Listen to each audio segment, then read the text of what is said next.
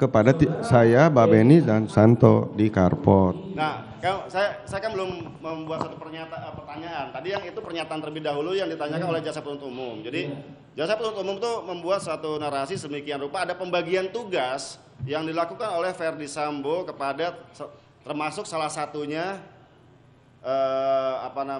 Karo Paminal ini, saksi ini.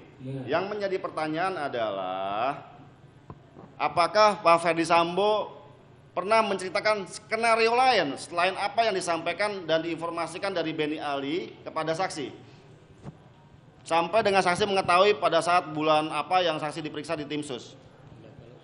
Intinya tidak ada skenario, kita semua kena prank. Jangankan saya, Pak Kapolri aja kena kan, itu aja.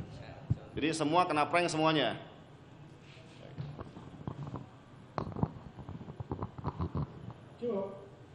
Lanjut mungkin. Saya cukup yang mulia, terima kasih.